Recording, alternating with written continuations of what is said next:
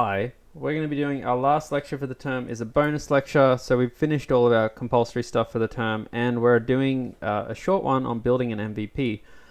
Why is this lecture in the course? Well, a few lectures in the course like front end and classes, iterators, generators, they're all kind of topics that students have expressed interest in and we think they might be useful for them later on in the term. And the purpose of this particular topic is to explore what it's like to take an idea you have with software and try and actually make it a reality in an efficient way possible. And what I mean by that is that you're all competent, software developers, and at some point you're going to be like, I really would like to execute on an idea I have and make it happen.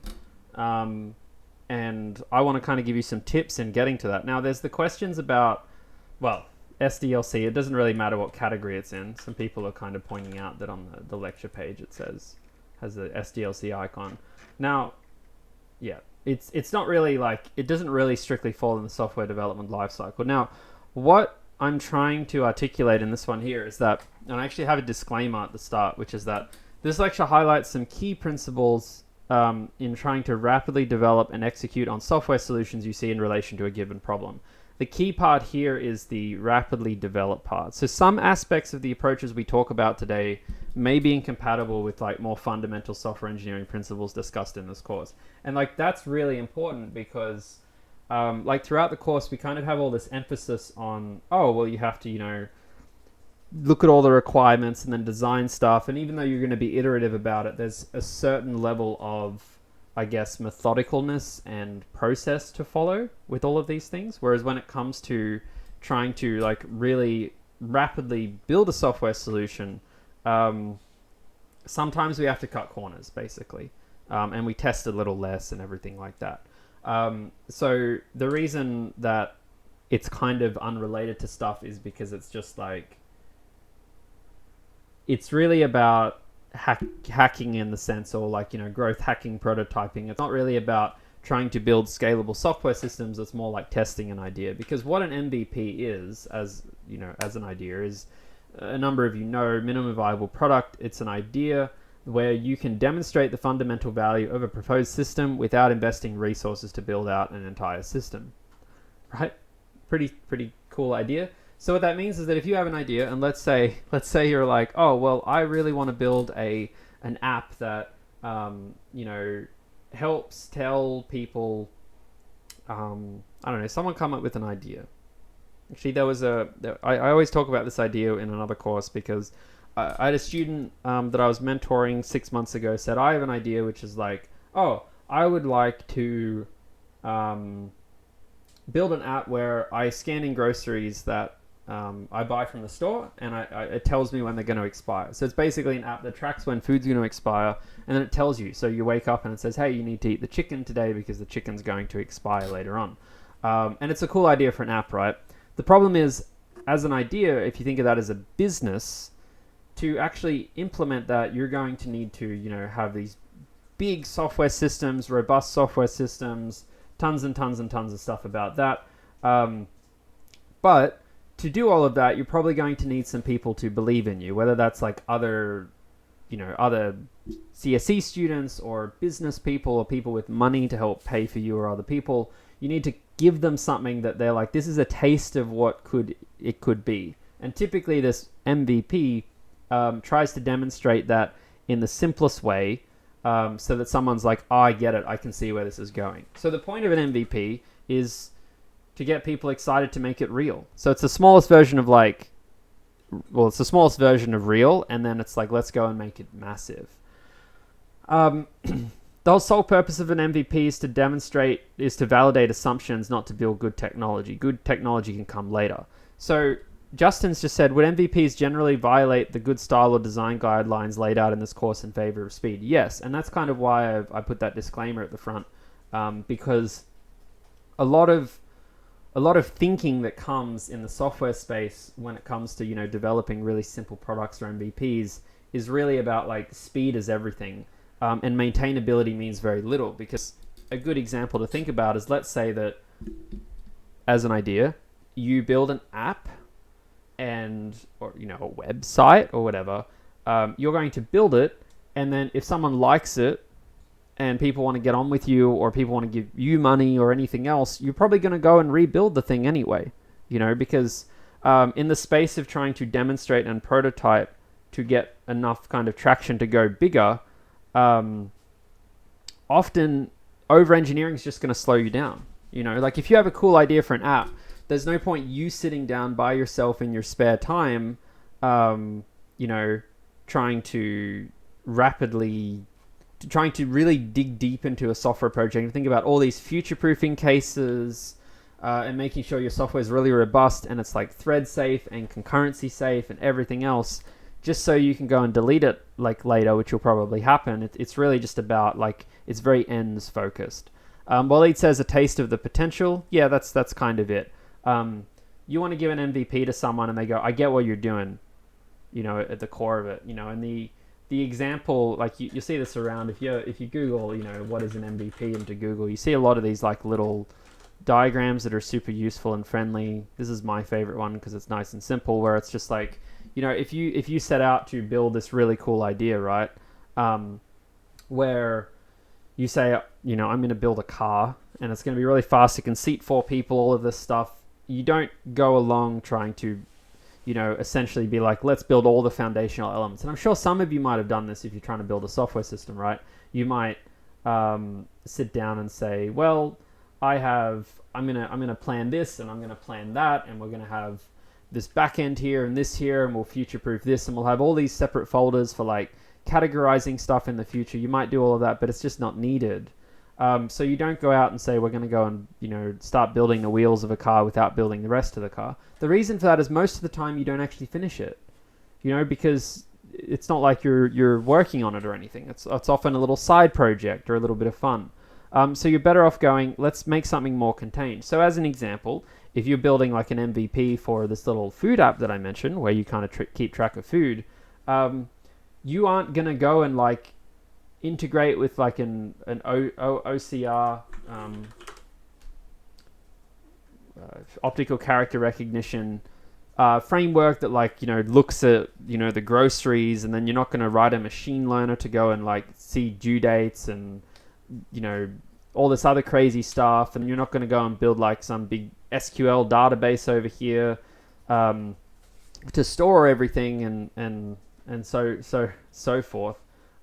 You're going to try and build something simple. So if you said to me, oh, we're going to try and build this app, we're going to, we need an MVP, it's like, what would you do? Well, I would probably, instead of worrying about actual food or whatever, I would start off and say, I would maybe make a few Word documents, print them out, and I would say, chicken breast expires on the, 7th of December, and then I would have like a QR code on this page, and then I would, print 4 or 5 of these out, right?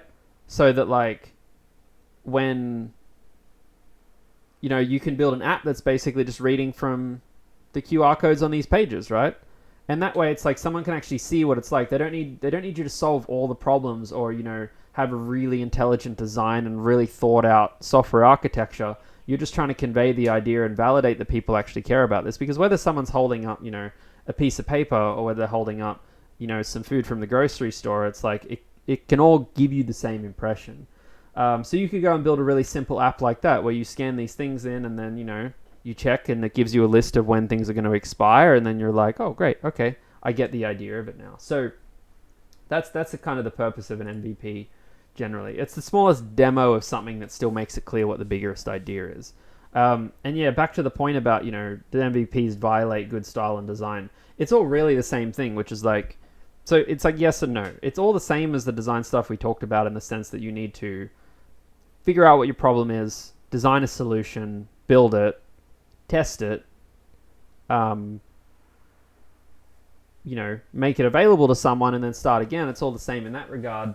But what is different about it is that kind of the speed at which you're doing it is a bit more brash, in terms of like the extent to which you're testing. You're not really testing by writing code a lot of the time. You're often testing by actually talking to users about it and like giving them something to look at. So it's all kind of conceptually there, but it's like you wouldn't, if you're kind of applying software engineering principles or the life cycle to, a project you're working with at Google, and then you're trying to apply it to, this little cute app idea you and your friends have, it's probably going to manifest itself very differently in terms of the degree to which you're going to, check and do stuff. Generally speaking, like a simplified way to look at these things is that if you have an idea for an app like this, food expiry app, you ideate, you understand the business scope of your problem solution, you plan it, right? You might mock it up, draw it with some pencil, you build it with code, and then you try and understand how people are using it, quantitatively or qualitatively. I mentioned these are all part of the cycle. You see, this is pretty much the same as the software development life cycle. But, it's like requirements, design, something, tracking and deploying. It all sometimes falls into the same thing. I think it's a typo. Business, I think, is a typo. Maybe that's literally not meant to be there, but it doesn't matter. It's like to just understand the scope of your problem solution. And sometimes as you're going through this, you'll actually, I think it's a typo. You'll actually stop at a point and realize you have to go back to the start. And this happens all the time. And this is just a natural process of developing an idea. So you come up with an idea and you say, oh, okay, we're going to build a shopping app and like the food expiry app, and people are going to pay $1 a month for it. So you go and you plan it. And as you start to draw it out, you realize there's some problems with the idea. So you go back to the idea and you refine that. And then you replan it and you say, this is good. And then you build it. And then as you build it, you realize there are technological problems. So you say, oh, we have to think about this. So you go back to the idea and, tweak the plans and then tweak the code. And then you'll go and start giving it to people and seeing how they use it. And they're going to say, I don't like this. And then you're going to have to go back to the idea, right? So there's this kind of constant iterating there where you're always often getting snapped back to having to challenge the original assumptions. And that's the whole point of an MVP, is that if you have an idea you want to build, it's all about trying to just get all this right. You're trying to get enough of it out there to see how people use it, because talking about a solution is not very useful, right? You can talk about, oh, I have this idea, and everyone's going to be like, oh, that's a really cool idea. But in reality, people kind of need to hold it or see it or play with it to actually get proper feedback. And this is everyone from end consumers to serious stakeholders. Justin says, would MVPs mostly be used in a business context to solve a problem then? Feel like it's geared towards serving a larger goal like getting funding or doing market research. Yeah, so, naturally a lot of this is skewed towards, it's very easy to look at this and say, oh, this is clearly a very business skewed mindset, where it's like, these would often be used in business to solve a problem, as in we want to build an MVP so we can get funding or do market research or something. And that's certainly true. There's definitely a bigger kind of emphasis on thinking like this within like a business landscape, because it's very focused on, I guess, efficiency. Though you can apply these things to pretty much any kind of scenario, right? Because fundamentally, trying to rapidly prototype software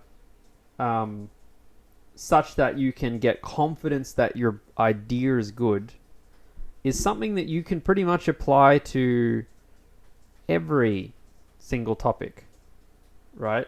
Like whether it's like research at a university or some charity idea, like whatever it is, it's about you saying, I've got a big idea and I'm not 100% confident that I've got it right. So let's build the simplest thing as quickly as possible so that we can make sure that we've got the big idea right. Because the worst thing you could possibly do is you could go along and you could say, well, I have this grand idea. It's going to be this application with 10 features or this and that. I'm going to go and build it. And then you build it and then no one really likes it, or it doesn't do what it's meant to, or people thought they liked it, but it's actually kind of weird. And then, there's the kind of there's that kind of thing about well, you'll often see this come up more in business, because in business they tend to have a higher need to make things efficient, right? So if you were to see something like a university, a public sector, maybe more broadly, public sector people building software versus private sector, you're probably going to see this kind of thinking apply more in the private sector, not because it's only useful there, but because the incentives to not waste time tend to be bigger, if that makes sense, without getting into all the background and the BS of things. So I think it's applicable everywhere. You could apply it to pretty much any, you do this all the time, right? Like you do this, you're like, I'm going to go publish a a recipe for, banana bread or something, and you go make a muffin with it, or you go make a small one or a test batch. Like you're all kind of doing this all the time without realizing it. We're just formally trying to give it some names to think about how we would apply it. Now, there's a really important concept just generally when you're building any kind of consumer application. You could argue that everything you do is a consumer application, which is that building an MVP is essentially trying to build something in order to seek a product market fit. Now, this is a really important idea in building pretty much any kind of product you're interested in. And product market fit is the degree to which a product satisfies a strong market demand. So what that means is you can go and build an app over here, and it's a really cool app that solves a problem, but potentially there's no market for it. This was definitely the case for if you built Netflix in 2002 before people had access to high bandwidth cheap internet, you could have built the same product there that would have been awesome. No one would have used it. So that's an example of a good product in a bad market. And then similarly, sometimes there's a market for things that there's no good products for, right? I don't really have great examples off the top of my head. The one I still think is a real thing, like I talk about this all the time in the courses, I don't think anyone has dominated the to-do list market yet. Slack came in and dominated the business direct messaging market. You had other products like, I don't know, I'm trying to think of one. iPhones came in and just dominated the phone market, etc. But sometimes you just have markets of people who really want stuff, but they just don't really have it yet. Or maybe there's a market of people who want really cheap phones, but no one's doing it. So you can actually have these big, strong market demands for something, but no product to fill that. So the reason we call it a product market fit is because you can't really look at markets or products separately, right? I know Netflix was founded in 1997 and they were selling CDs and posting them. I was saying if they had their streaming service as it is today, 20 years ago, it would have been a struggle because no one would have the internet. But kudos for the good Netflix startup knowledge. That's exciting to see. So in any kind of scenario, and again, I use the word businesses and companies here, but it's true for everything. Anything you do, even if you're say, I want to build a tool for CSE for timetabling, right? I'm going to build one of those I don't know what replaced Bojangles these days. Is it called it used to be called Rectangles, then it was called Bojangles. The time, those apps that CSE tends to look after that help you timetable stuff. It's that's not a company, that's not a business, but it's you could still apply all of these things here. It's you want to build a product and you want to think of a market, and the point of an MVP is for you to test out if you have got the product and market right, so that when you have confidence that you make this thing bigger, that there's going to be an actual demand for it. So you're always seeking this idea of product market fit in pretty much any software application you're doing. And someone says, I'm not building software for a market though. I'm building software for, say, a society. I'm building an admin panel for a society. They're your market, right? Now, granted, that's going to be an easier problem to solve because if you're building it for, a bunch of society execs, that's 6 people, and they're going to want what you have pretty much. So that's an easier problem to solve, but there's still a market and there's still a need to get the product right for that particular market. So again, all of these are relatively easily transferable. Every single kind of small organization wants to reach product market fit as soon as possible, because it's really where all of your prospects, improve dramatically. And as I mentioned, most of what we're talking about with MVPs are really about trying to achieve that quickly. Now, let's chat about those 4 different steps though. Diaurora's made a comment, which I think is interesting to explore. So that's kind of like what happened with the Zune store. It offered music streaming in the late 2000s, but everyone wanted to have their own music at that point. Plus the Zune hardware was sucky. Yeah, exactly. So that's a really great example. I knew vaguely about that, but not in much detail like that.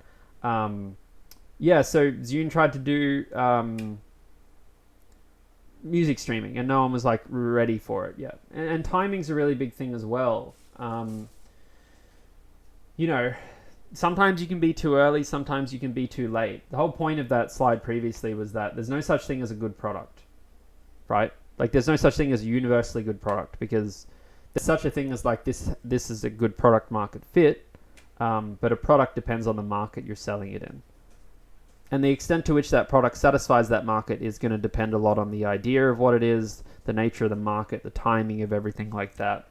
So back to ideation. If you have an idea, like again, you and your friends are like, oh, we have a problem to solve, which is that we think that people throw out too much food. Big bleeding heart, social, ethical.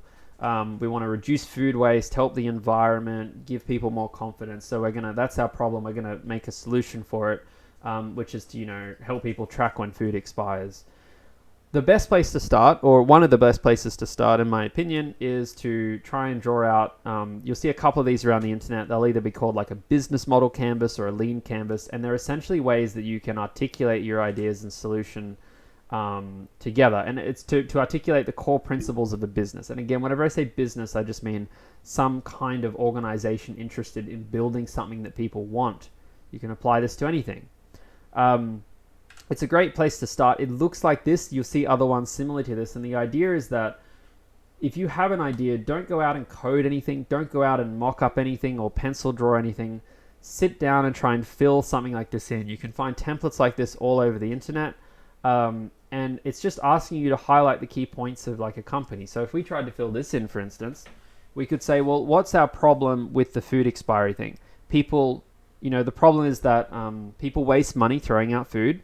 It's bad for the environment to throw out food. There's like two problems that inform the company.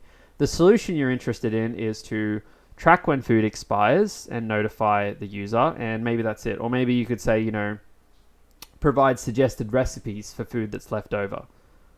That could be another one like that. Key metrics. How do you kind of tell how you're going? So this is kind of like measuring, like how do you tell if you're being successful as you go? An example in this food case might be, well, we can see how much food people do or don't throw out. So of the food that's about to expire, how much food do we save? You'd have to think about that. What can you represent as a percentage that you can use to kind of track how you're going as a solution? Like, is your solution working? Do you think you're having product market fit?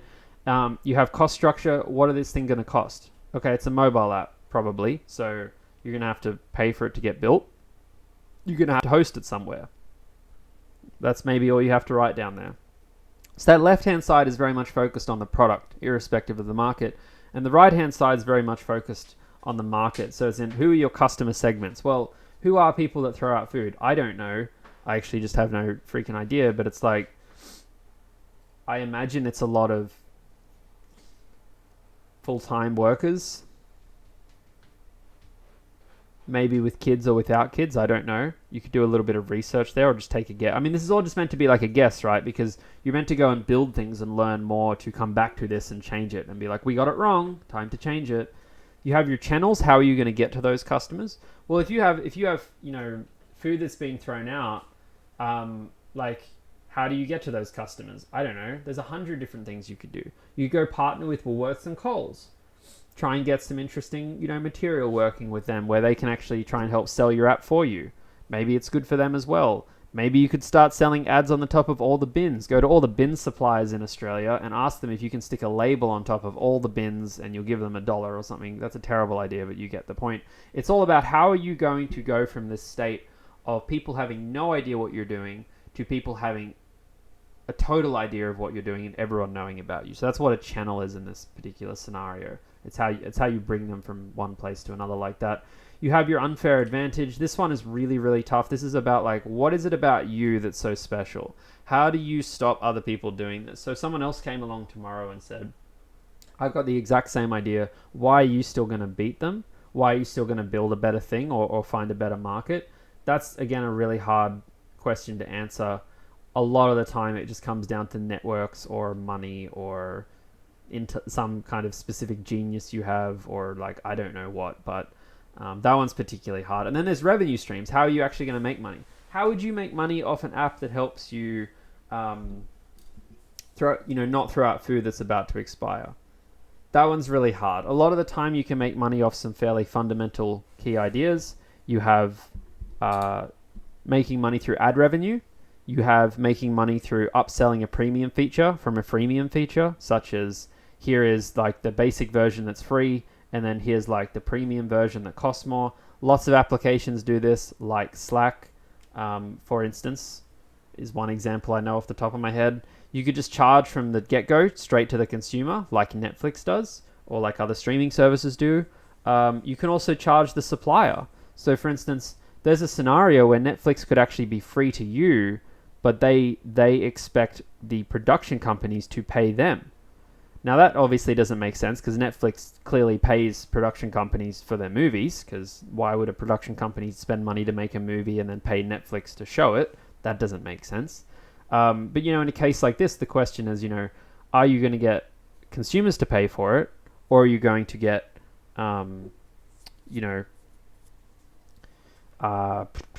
like, say, the big business to pay for it? Could you partner with a company like Woolworths and say, you know what, you're all about this and that, let's make a new marketing campaign together where you get to be better than Coles because you are going to be interested in less food in landfill, and it can be a big thing. And then, you pay us and then we'll give it to your customers for free, and only Woolworths customers. We can, this is where you have to think about how you're going to, get revenue. It's really important here to note too, because obviously there are a handful of people here who think, well, I'm not interested in business or making money, I'm interested in charity, I'm interested in that. It's important to note that revenue means money coming in. It's a very different thing from profit too. So if you want to say start a charity, and I have a really good friend from uni who started a not-for-profit, which is that it? No, I can't spell it. I forget what it's called. No. Oh wait, it's here. Why is it? Okay. This is it. How many coffees do you have a day? Slide left and right. I have 1 coffee a day. I don't know. Blah, blah, blah. It's basically about like sustainable coffee. These are UNSW students who are like trying to, I don't remember the specifics because I haven't talked to them for a couple of years, but it's basically like they're trying to source coffee ethically so that, it helps communities. There's a lot of problems with like where coffee's sourced from, right? A company like this, the people who started it didn't want to make any money, but that just because it's a not-for-profit organization, it doesn't mean that they don't need money coming in, right? People still always need to pay for things. If you're building something, for free, or you're building something as part of a research project, probably a university is going to pay for it, or someone else is going to pay for it. So there's always revenue coming in at some point. Sponsors is a good example from Justin. Let's say you're like, oh, I have an idea. I'm going to, invent City to Surf. It's like, you're not doing that to be a millionaire. You're doing that because you think it's a great idea. But you still need money coming in because pretty much everything you do costs something. You have to pay for that stuff on the left. Yeah. What's the difference between that and unique value prop? A unique value prop is the most important part of this diagram. It's why it's right in the middle as well. The unique value prop is, what do you do that's so special? What do you do that no one else can do? So a common mistake when people come up with ideas is they think, here's a problem, here's a solution. And it's true, these are all problems and solutions, but everyone else is doing that. If you came to me tomorrow and said, oh, I've got an idea, no one can, people don't want to go to the store to buy stuff, so I'm going to build an online marketplace where they can purchase things online and it gets delivered to their house. I'd be like, great, that's a problem, that's a solution, but it sure as hell isn't unique, and it doesn't provide any unique value. So, a unique value prop, if you think about Tesla, is a really obvious example because, they're a company most of you know. It's like they're building electric cars that have no compromises compared to petrol cars or something like that. Or you think about SpaceX, that other cliched example, reusable rockets. It's like, tell me what you're doing that no one else is doing. Now, often the unique value prop is just kind of something to do with a solution. Or a unique value prop for this food app, this food expiry app might be like, never throw food out again, with nothing more than a mobile app or something. Like, this is one of the hardest parts to come up with. And it's kind of like when people talk about, like pitching your idea, it's essentially what this is. It's like, if someone said, oh, I heard you working on a cool project. What is it? It's like, that's what you tell them. Single, clear, compelling message that states why you're different and worth buying, right? So, take about the Circles app or the course planning stuff. It's like, well, we're building a place where you can plan your entire program. Well, maybe that's it. Plan your entire UNSW CSE program. No one else is doing it. So there's your unique value proposition right there. Being first to market is probably an unfair advantage, as well. Brand is really powerful. When Slack, the DM app was started, it was started by some really high profile people who had really influential networks. These things all are just, very different. Being first in the market is probably an unfair advantage, yes. Unfair advantage just means like, what do you have that other people don't, I'm kind of rambling a bit, so I just want to kind of move this along. In terms of planning, once you've kind of got that down and you feel like you have an idea of what you're doing, the next thing is to actually plan it out. The best ways to do this, like if you're like, okay, here's our idea for an app, is you actually think, well, let's go and model some conceptual solutions in like a drawing tool. So you actually say, here's the app, and here's what you can do, and here's the kind of key systems in the app just for like an MVP. And then you might go and create wireframes and tools like Zeppelin or Figma, which are like basically prototyping tools whereby you can easily kind of plan your app and how it looks and get some feedback that way without actually having to write code. There are some really, really powerful apps these days that let you kind of build an app at a surface level. When I say build an app, I mean like build the screens at a surface level and let people interact with it or get feedback on it without having to write any code, which is really good because you get it wrong and then you can go back and like redo it more quickly than you can with code. The planning stage is really about identifying challenges with your approach and talking to potential customers to learn what works and what doesn't prior to building. That's kind of the main thing. And then when you actually go to build, a lot of the time, most applications these days are probably going to be web-based. You're probably going to want to find somewhere to source your code like GitLab. You're probably going to want to find somewhere to deploy your code like Always Data or somewhere else. And then most of what you do will have some kind of front-end, back-end, and data layer is like a really common thing. And I point this out now. This is like a rule book, but it's like this is just like a common way of approaching things. And sometimes you won't need a back-end. Sometimes you can just do all this with a front-end and deploy it somewhere. Sometimes you can do all this without a data layer because your MVP doesn't need to store data. It can just demonstrate the app, and then when someone's done with it, they can just get rid, they reset it. You don't need to store it forever. So MVPs might just consist of a front end sometimes, but typically you will want somewhere to deploy it and you will want somewhere to host it at least, because that just makes everything a lot easier. A common question kind of people get is like, what's the best tool to build an MVP in? Is it like Python? Is it this or is it that? The shortest answer is like whatever you're most comfortable with. And again, that's like the thing. Building an MVP is about building something quickly. And the best tool to build something like that in is the tool you're most comfortable with. It's usually a bad idea if you're trying to build a demo for something to go and learn a language at the same time, because often those two goals are incompatible. Learning a language is about, learning things from first principles and trying to get your head around stuff. And it's like MVP should always be in the language you're most comfortable with, in my opinion. Once you built it, the next thing you want to do is you want to track it. Whether this is like an app or a website or something else, you often actually want to see how people use it. Now, you can collect information qualitatively, as in you can show your application to people and you can ask them questions about it. You can get them to do a survey. You would have gotten a taste of this in Iteration 3, where we asked you to kind of, do a survey for your plan or for problems. I'm not saying it's a different thing because you're actually showing them the app now, but it's still kind of like a survey to learn about how they feel. But you can also use these great data collection tools like Google Tag Manager and Segment, are two really popular ones at the time of this recording, which basically let you collect aggregated identity or event information about users. So what that means is that you could actually build a little MVP like Circles, the CSE app. You could share it with people and you could track a lot of things like, what are the most common pages they go to? What kind of devices do they look at this on? How long do they spend on these pages? What are the kind of key things they click on these pages? They're really, really powerful tools that help you do all this stuff really, really quickly. Some of them will provide a lot of de-identified aggregated information too. So for instance, like one thing that's really powerful about some of Google's tracking tools is because Google is very good at knowing, creepishly like who you are, right? So when you actually go to a website that uses Google's tracking for stuff, Google kind of knows who you are, even if you don't log in with Google or whatever on that website, because Google might be able to see cookies you have on your computer, or Google might be able to see, well, this person on this particular IP address logged into Gmail today, and then they logged into Gmail later today. So I know that's Hayden on that website.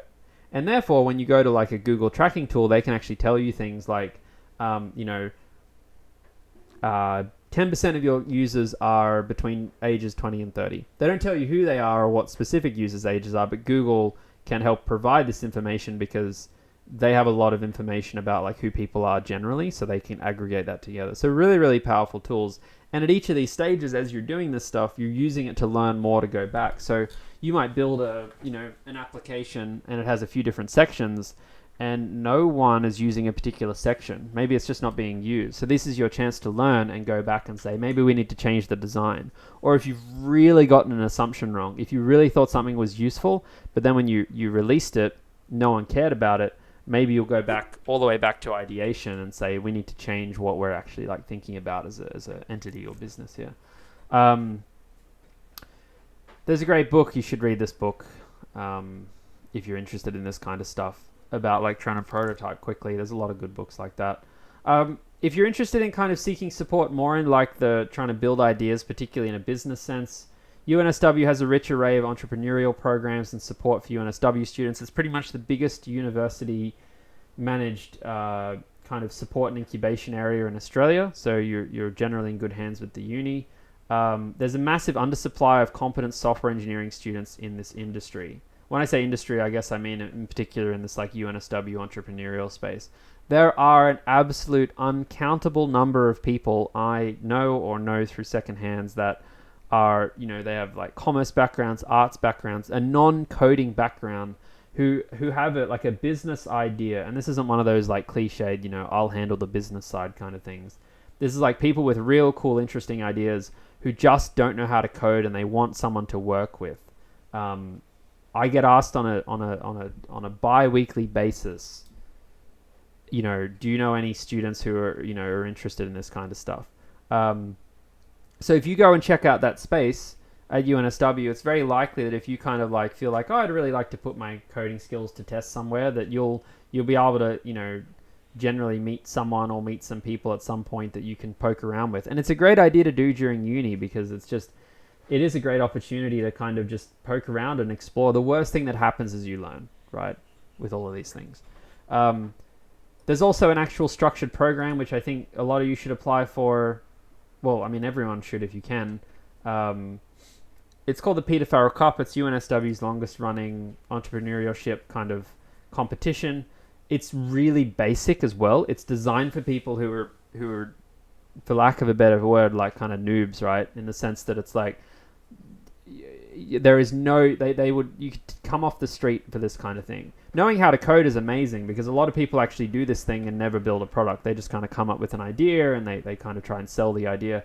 And it's great too because with these programs, sometimes they'll pair you with people who maybe are a little bit more extroverted than you or have different kind of skill sets and stuff. I participated in this program in 2013 as a second year. I've mentored for this program for a couple of years. It's just like a really easy way if you're, if you have kind of imposter syndrome or if you're curious but nervous and you're just like, this kind of sounds cool, but like I feel like I'm not there. It's like you are there, right? There's lots and lots of programs UNSW offers, but this one in particular is like super, just like anyone can do it. And again, knowing how to code means they'll literally treat you like gold a lot of the time. Like if you're like, yeah, I can write Flask, they'll be like, oh my God. Well, probably want to do a bit more than that. But you don't even need to do that. That's the cool thing. Who's it for? We are calling for current UNSW students. What's in eligibility? You need to be a UNSW student. It's a team leader. Teams must... Yeah, it's pretty... Yeah, it's just like really, really simple. It's a cool little thing. This is... I don't want to get the name wrong. I think it's Emma. I don't know if they put names in here, but this is a 1531 student from 3 terms ago, who won They did this before they did 1531. I'm pretty sure. And they won they think they came first. Yeah, Emma Caslin. I'm not sure. I know Emma from 1531. I'm not too sure what Maggie's background is, but top prize. It's just like, it's not out of your reach if you're interested in it, is my main point. My point here is not that everyone should go and apply for this stuff, because most of you don't care. My point is that if it piques your interest, that's adequate. There's really no eligibility beyond piquing your interest. UNSW is great in that way. Lots and lots of supportive schemes. That's pretty much the end of this. If you wanted to leave some feedback on this, it'd be super appreciative, just so I can, just so I can really get a sense of whether this was worth your time or not. So please go and, you don't need a team to get into the PFC. They'll mix and match you potentially, I think. I can't remember. Or maybe you do. Maybe you do need a team. Maybe you can post on the forum if you need a team. Yeah, okay. Maybe you need a team. But go post on the forum. You don't even need an idea. Just go and post on the forum. If you want to find friends. I don't really have a Teamwork Thursday thing for you because last week's one was kind of my question. So in the last few minutes, I'll just ask. Last week, I kind of left you with this predicament. So if you haven't watched last week's Teamwork Thursday, you'll be a bit out here. But I left you with that predicament of what would you do if you had all these technical issues and, and half the team wanted to kind of keep racing when the car was potentially broken, and the other half of the team wanted to stop and were considering things reckless. I will ask just in the last couple of minutes if anyone had any ideas or thoughts in relation to that topic and how you'd kind of handle things from a teamwork standpoint. If you do, then I'm happy to discuss it, but I'm aware that because iteration 3 was due, most of you probably didn't even think about it, and we can just leave that as a topic that was an interesting idea that we didn't do much with, which is totally cool as well. So I'll give you a minute with that. In the meantime, do leave feedback if you can. That is it for our lectures this term as well, which is exciting. Hopefully your last lecture for T3, hopefully your last lecture for this year, give you all a bit of a chance to take a break. Your exam is pretty soon as well. It is Friday next week. That will creep up on you. It is early. And, I'll be there during the exam. We'll have other tutors there to help out during the exam, so you'll be well supported. Just keep an eye on your email inbox because you'll be getting more emails from me in the coming days in the lead up to that exam. And I'm sure you'll all be okay. I think we've covered all the topics. Running out of things to talk about while waiting to see if anyone had anything to say. I don't think there's anything else.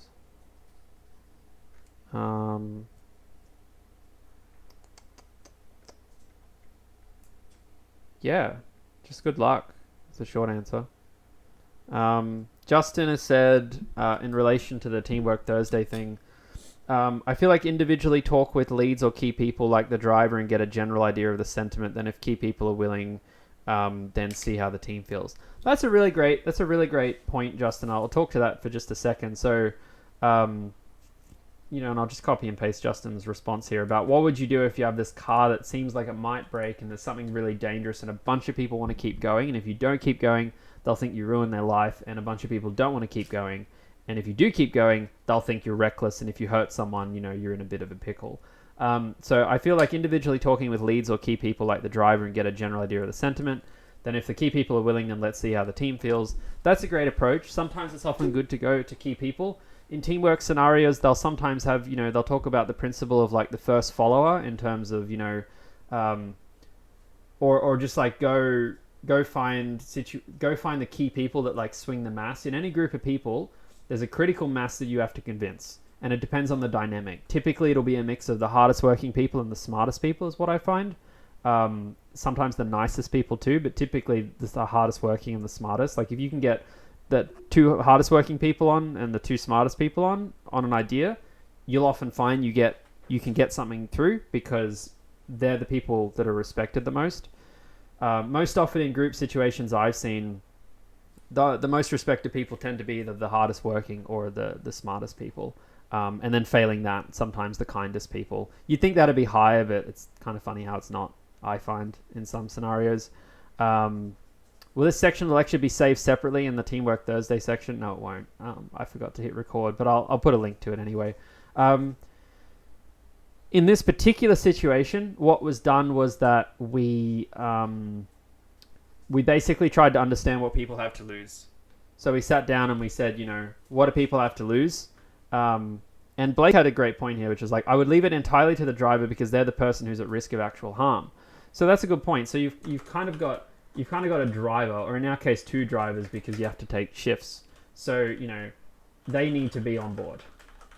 Now, in general, when you're dealing with something that's to do with safety, you kind of have to rely on, you can't do it unless everyone's okay. But the question is, who is everyone? Because it can't be 30 people, right? Like, it's not a unanimous decision. But the interesting thing about this decision that actually swung it was that it wasn't just the two drivers. We also had to talk to UNSW, and we also had to talk to what we referred to as like future team members. And what I mean by this was that we knew that driving the car, it had probably a double-digit percentage, like a low double-digit percentage, that there would be a crash and that the car would be unusable, which it needed to be used for 2019. So what we actually did was we talked to the drivers, we talked to the UNSW staff member we had with us, and we talked to people in the team who weren't driving, but they were potentially going to want to kind of have a life in this team beyond this event. So pretty much what we did was we excluded all of the old people who weren't driving, because they were all like gung-ho, right? They were like, yeah, screw it, like, let's go.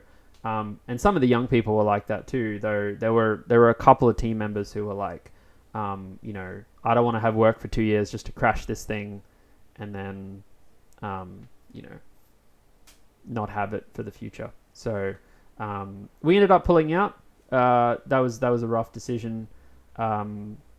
The main reason being for this one, because a lot of the younger team members were feeling quite nervous about it. We did rule out some people's thinking on this topic. For instance, like a common one was a common trope was people saying that if they wouldn't put their family in the car, then we shouldn't continue. And it's like, that's true in the sense that if their family was going in the car, you shouldn't continue. But as a couple of people have said, it really comes down to like the people who are putting themselves at risk, or the people who have things to lose in a material way, right? Which, as I said, are these kinds of three things.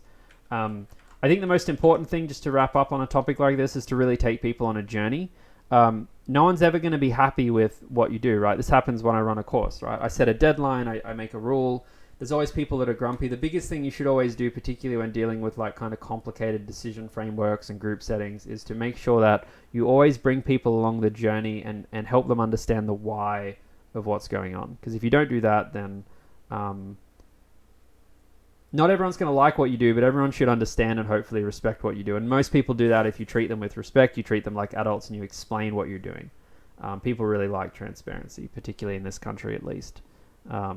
Anyway, that was a nice little nugget. Thank you, Justin, for having to think about it, as well as Blake following up. That's the end of the lecture. We've run a few minutes over, so I want to wrap it up here. Thank you for a wonderful T3. It's been great to meet you all. I'm sure I'll see you around somewhere, some point. If you want to keep chatting to me forever, you can add me on LinkedIn. That's usually the best place to chat if you do have questions. Not TikTok, right? So good luck for the exam. I'll message you next week. We'll get your assignment, your iteration 3 results back sometimes next week, hopefully. You'll get a notice about that. So we'll stay in touch. It's just the last time I'll probably be talking at you with my voice. So have a great term holidays, and hope you get a bit of break, because I know it's been a rough year for a lot of people. So see you, everyone.